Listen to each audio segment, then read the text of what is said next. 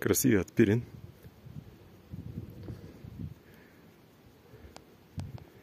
И неговите прелесни върхове.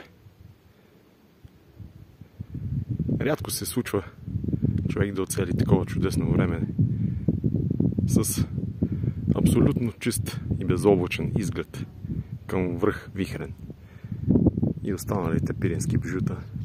Днес е точно такъв ден и аз съм късметлия.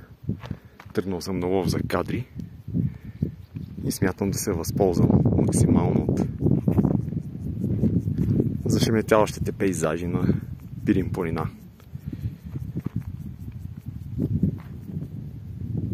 Истински късмет е, че се случва такъв слънчев и безоблачен ден. Насреща е Муратов връх, от който слезнах преди малко. И сега отново се спускам към